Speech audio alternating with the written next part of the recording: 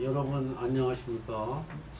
오늘 십자가 심리학 두 번째 시간이 되겠습니다.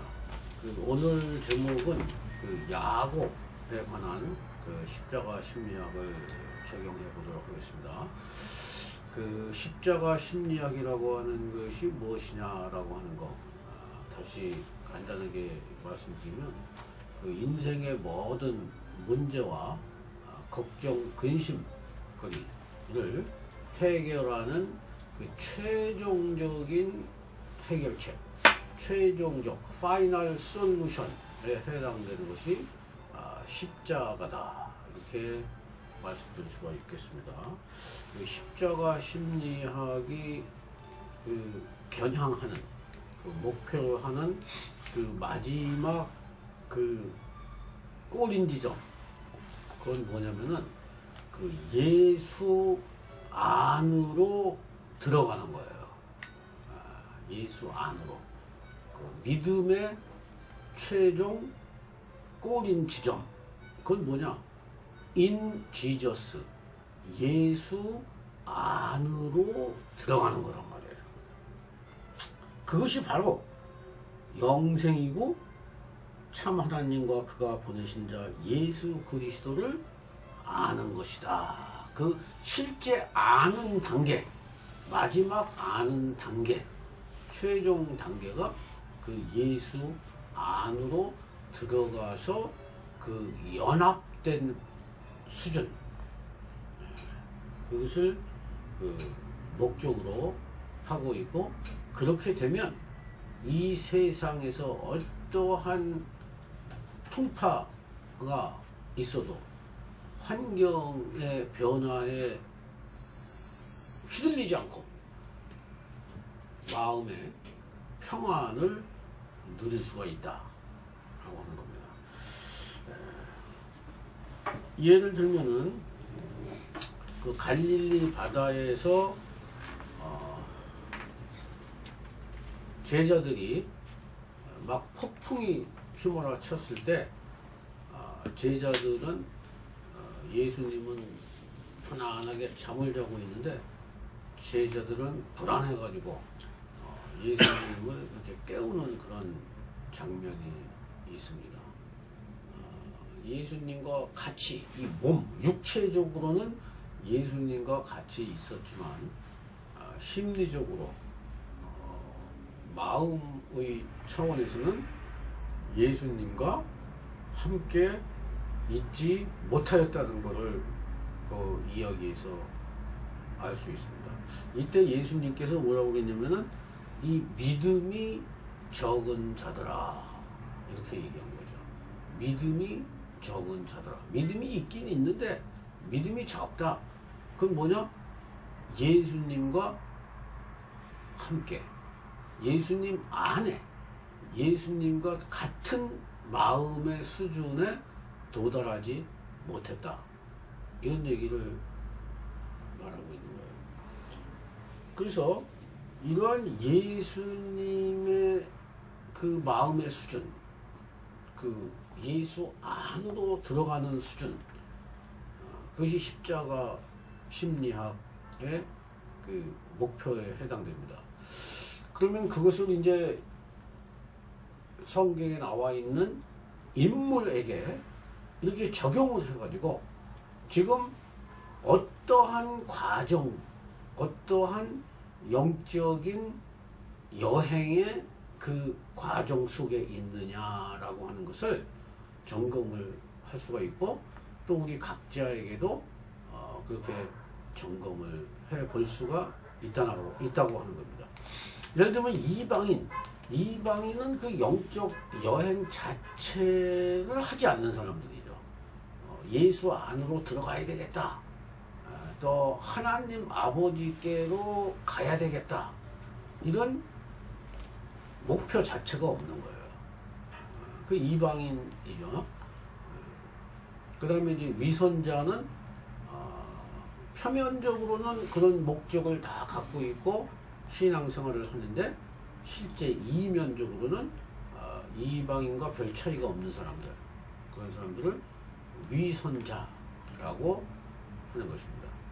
그리고 이제 이 제자들처럼 예수님을 열심히 쫓는다고 쫓고 진실된 마음으로 쫓지만 아직 예수님의 마음의 수준, 그 인지저스, 예수님 안에 도달하지 못한 자들을 가르쳐서 믿음이 적은 자들아, 이렇게 말씀하고 계시는 거예요. 그래서 모든 성경의 모든 사람들을 알고 보면은 지금 제가 말씀드린 그런 수준으로 포괄적으로는 다 구분이 돼서 이제 해볼 수가 있는데, 더 디테일하게 한다는 의미에서 이제 십자가 신앙이라고 그러지 않고 십자가 심리학이다, 이렇게 말하는 겁니다. 그 이제 더 디테일하게 한다는 거는 그 심리학 이론, 정신분석 이론을 적용해서 이제 그 단계별로 더 깊이 있게 분석을 해 본다는 이야기가 되겠습니다.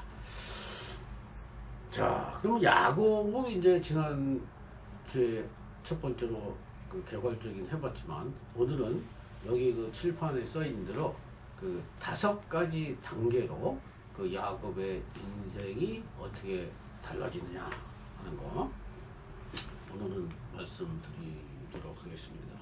그 야곱은 그 이제 그 리브가, 이삭의 아내가 그 리브가가 20년 동안 임신을 하지 못하고 있었죠. 20년 만에 그 쌍둥이를 낳아서 그 에서가 형이고 야곱이 동생이었습니다.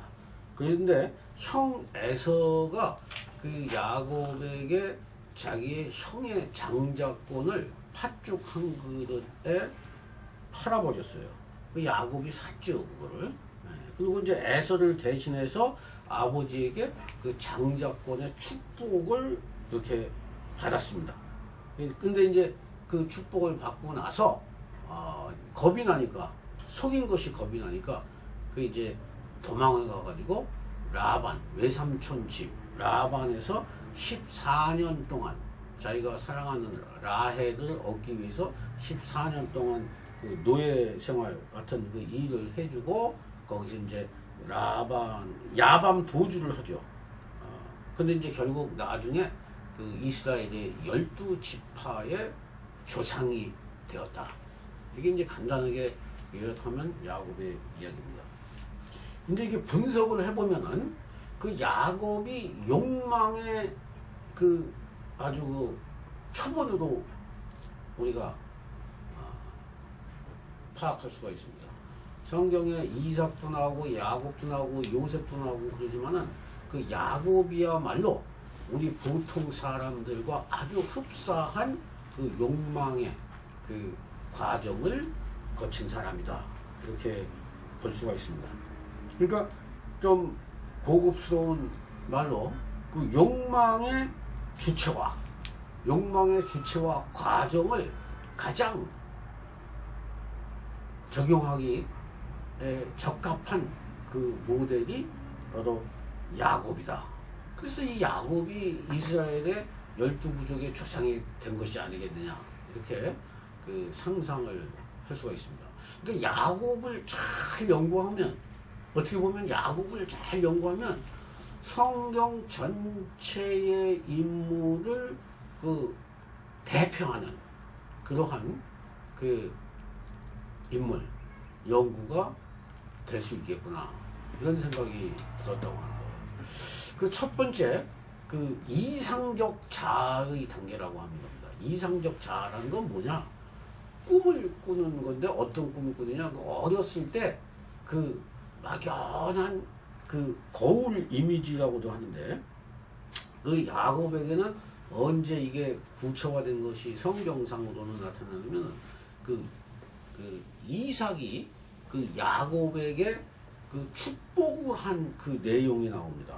거기에 보면은 만민이 너를 섬기고 열국이 너에게 굴복하리니 네가 네 형들의 주가 되고 너의 어머니의 아들들이 너에게 굴복하며 너를 저주하는 자는 저주를 받고 너를 축복하는 자는 복을 받기를 원하노라. 이렇게 그 이삭이 그 에서에게 할 축복을 야곱에게 뭐 그냥 다 좋은 거야. 만민이 너를 섬기고 열국인에게 불복하고 네가 형제들의 주님이 되고 네 어머니 아들들이 너에게 불복하며 너를 저주하는 전 저주받고 너를 축복하는 복을 기를 원하노라.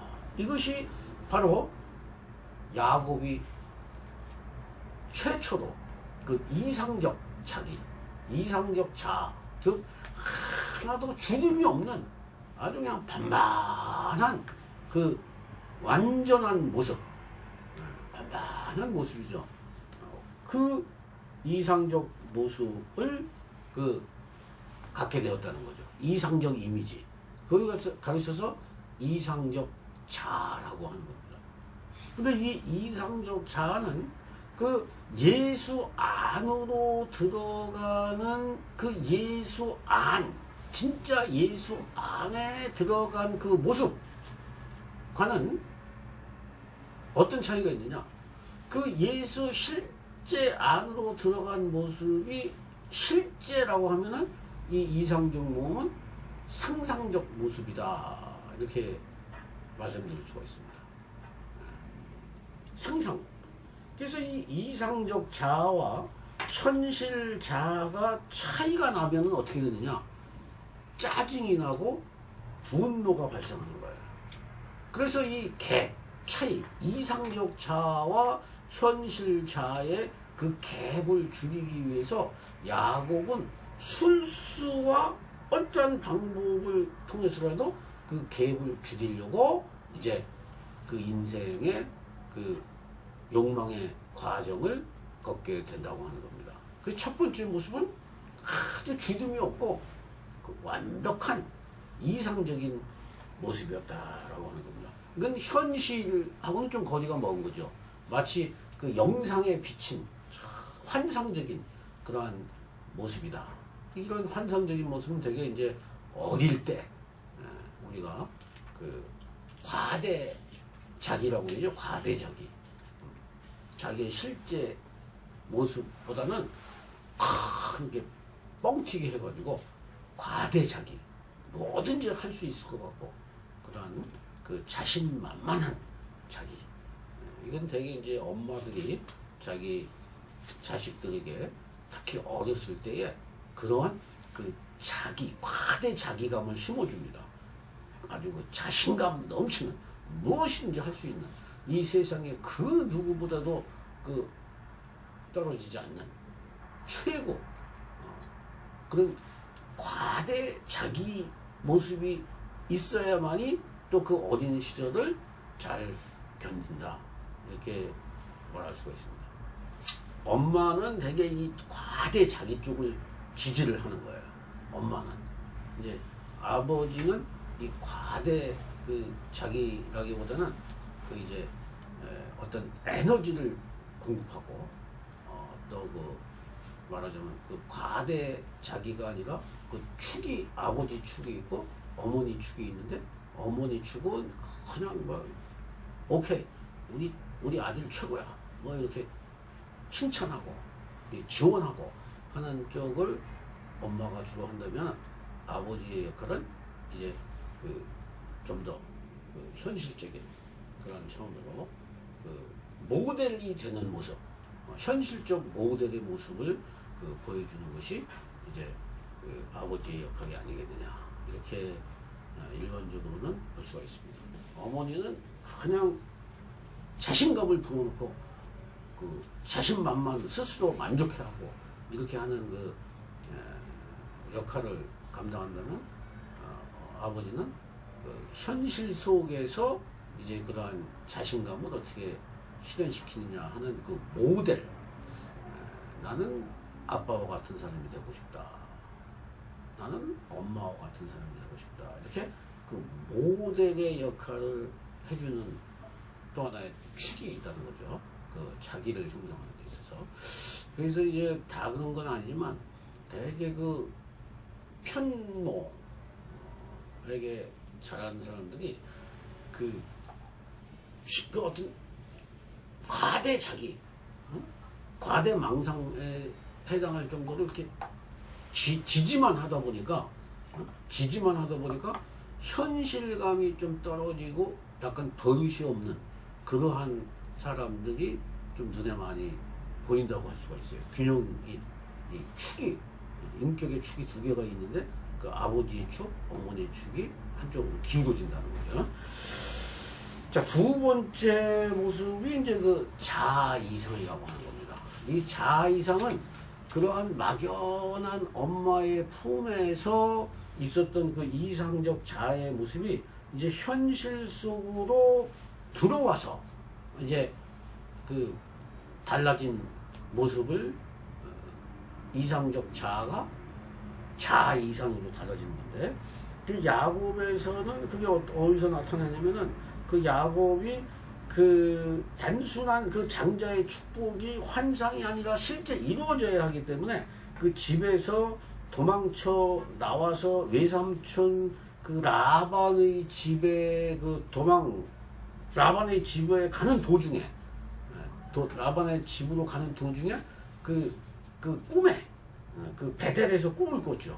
그래서 거기서 뭐라고 나오냐면 하나님이 말씀하시는 거죠. 네가 어디로 가든지 너를 지키며 너를 이끌어 이 땅으로 돌아오게 할지라. 내가 너에게 허락한 것을 다 이루기까지 너를 떠나지 아니하리라. 이렇게 하나님께서 직접 나타나셔서 그 이상적 자아에 대한 보증을 서주는 거예요. 그거를 실제 이제 경험한 거죠. 사실은 야곱이 그 이삭에게 축복을 받은 내용을 확신할 수가 없었던 거예요. 그 집에서 쫓겨나가지고 이제 외삼촌에게 도망가니까 두려웠었지. 아, 내가 이거 다시 집으로 돌아올 수 있을까? 이거 외삼촌 집으로 도망가고 나면 이제 나는 집에도 돌아오지도 못하지 않는 거야? 이런 그 두려움이 있었는데 그 도망가는 도중 길에서 이제 그 돌베개 이제 그 꿈을 꿨는데 하나님께서 직접 나타나셨다는 거죠. 근데 그 나타날 때에 야곱이 거기서도 그 단순한 순종을 한 게 아니고 어떠한 그 야가 빠진 짓을 하냐면은 하나님을 대상으로 해서 또 거래를 해요.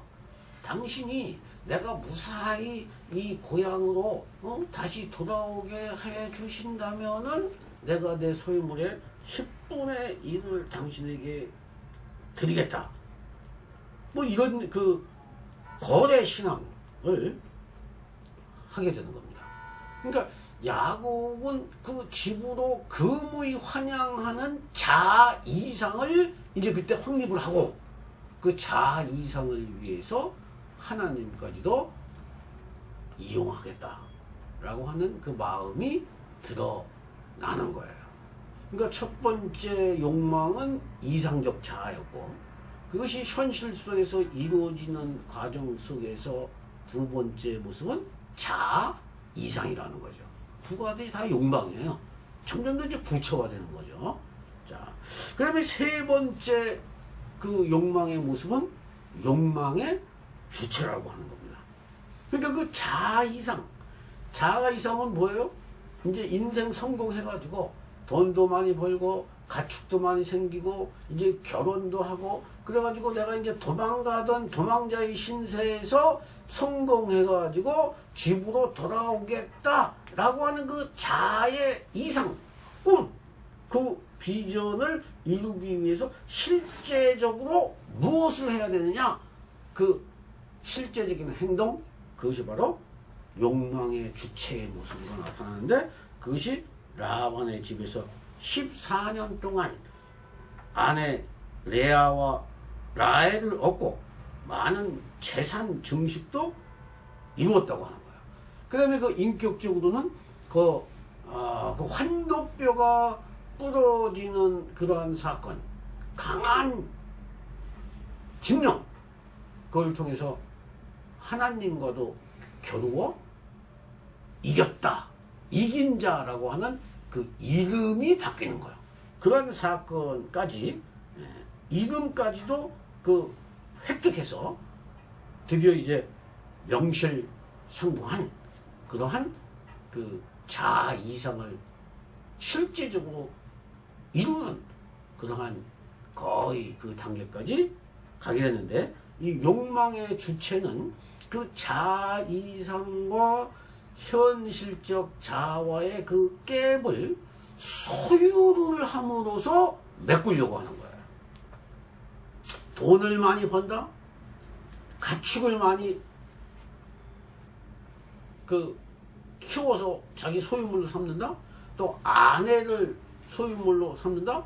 또 자식을 많이 낳는다? 오늘날로 따지면 무슨 세상에서 출산을 한다? 이렇게 소유를 통해서, 소유 욕망을 통해서 그 자아이상과 현실적인 그 결핍을 메우려고 하는 욕망, 그것을 욕망의 주체라고 한다는 거예요. 세 번째까지 지금 말씀드렸죠? 네.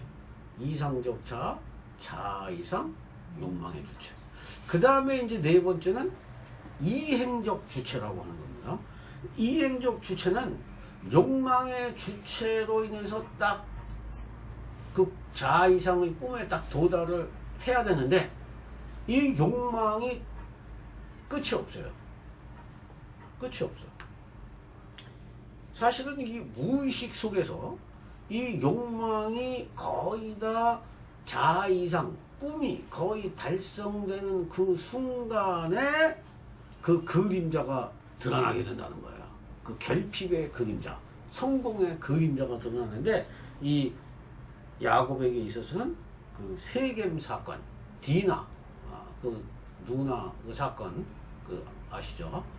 그 사건이 일어나면서 이제 그 최종적인 영광의 이름인 줄 알았던 그 이스라엘, 하나님과도 겨루어서 이겼다라고 하는 그 이스라엘이 영광의 이름인 줄 알았는데 영광의 이름이 아니고 거기에 파란만장한 가족사의 그림자, 그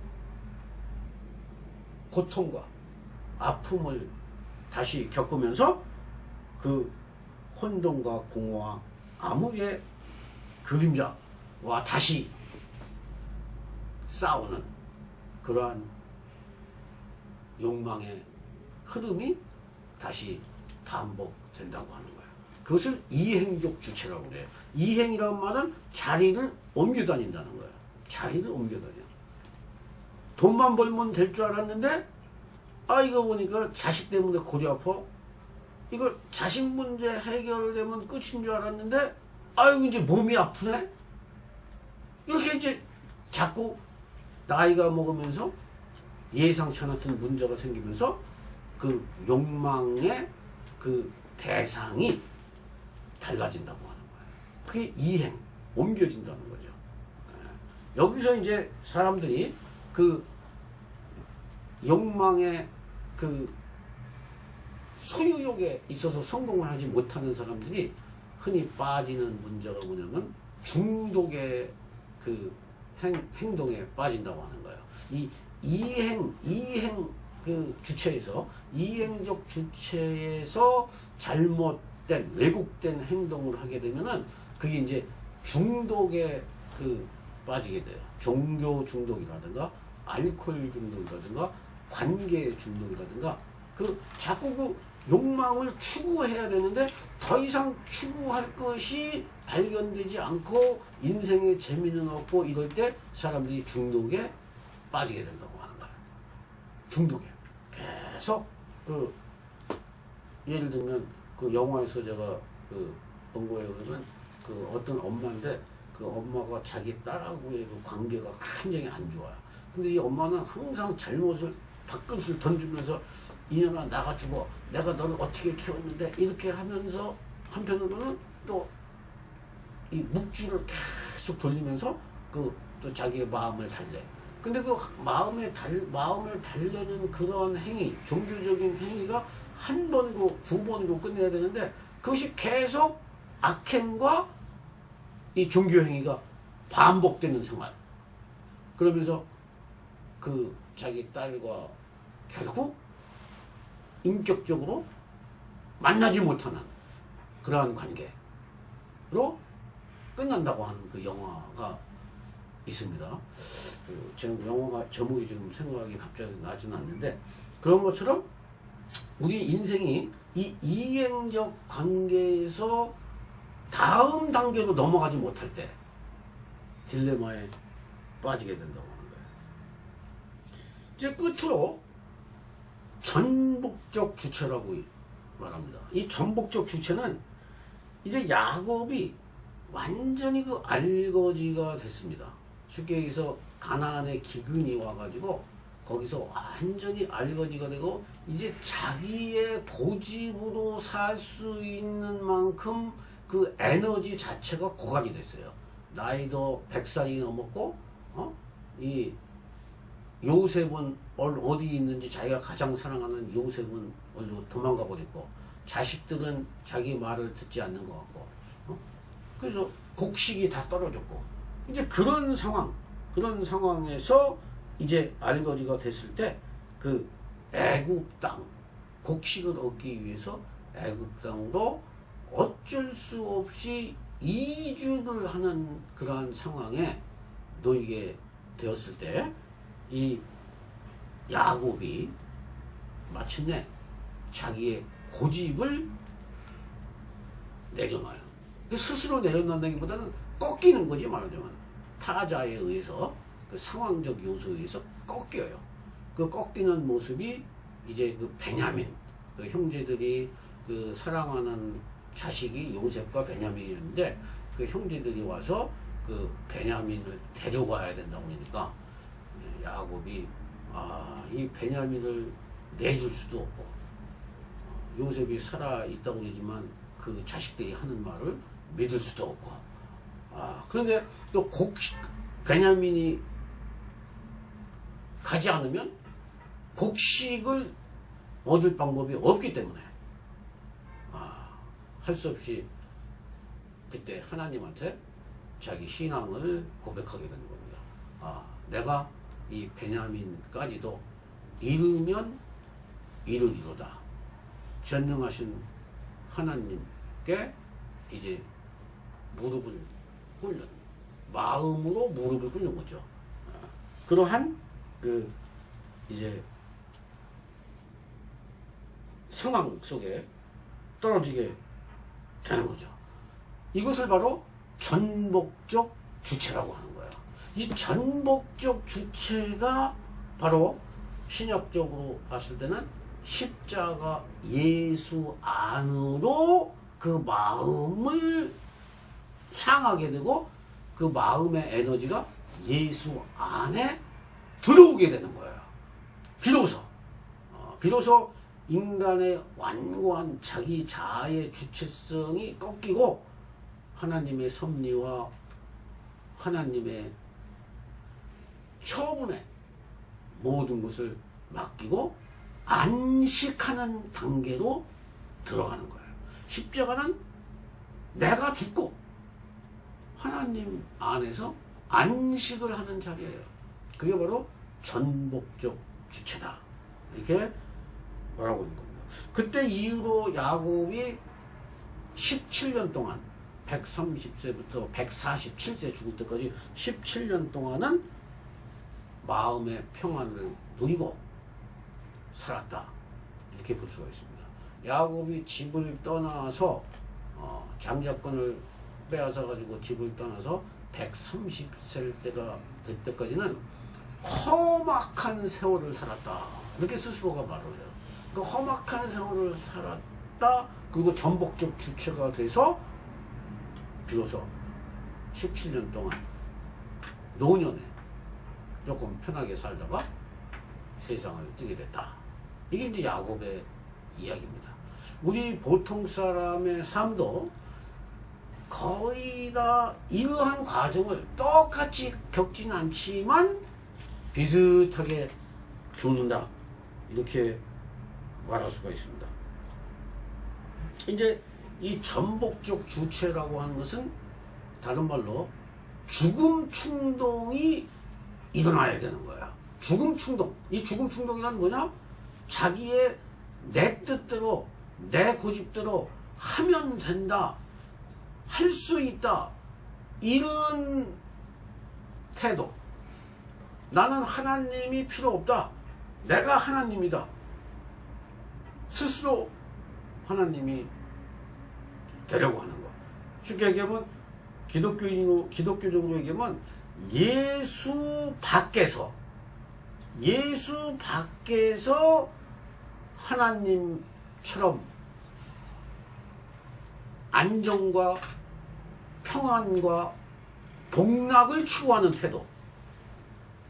그것이 바로 욕망의 태도라고 하는 거예요. 근데 전복적 주체 이후에는 예수 밖에서 하나님이 돼가지고 안정과 번영을 추구하는 것이 아니라 예수 안으로 들어가서 하나님의 섭리 안에서 안식을 누린다 이거야. 하나님이 주신 것 가지고 만족하면서.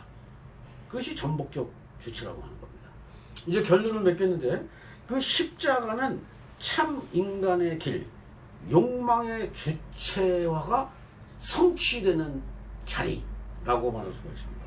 하나님 없는, 그리고 자기 자신의 욕망을 위해 하나님까지도 움직이려고 하는 그 축복 주도권에 대해서 철저하게 죽는 자리, 그것이 바로 십자가의 자리다. 이렇게 말씀드릴 수가 있습니다. 이 하나님까지도 이용을 하면서 자기의 축복 주도권을 놓지 않으려고 하는 그 태도가 빨리 없어지면 질수록 마음의 안식을 누릴 수가 있다고 하는 거예요. 그게 진짜 복된 사람이라고 하는 거예요. 왜냐하면 그러한 사람에게는 혼돈과 공허와 암흑이 딱 중단이 되면서 좌충우돌 하지 않게 돼요. 인생은 암중모색. 아무도 인생을 어떻게 살아야 되는지 아는 자가 아무도 없어요. 그러니까 예수 안으로 들어가야 되고 하나님 안으로, 창조자 안으로 들어가서 주시는 것 같고 사는 태도, 그것을 빨리 익혀야 된다는 건데, 그것이 야곱은 130년 동안 오랜 세월을 험악한 세월을 살고 노년에 깨닫게 되었다고 하는 겁니다. 이 말씀을 들은 저와 여러분은 오늘부터라도 이 야곱의 이야기가 하나의 희사점을 주는 그러한 그 가르침이 되기를 예수님 이름으로 간절히 기도합니다.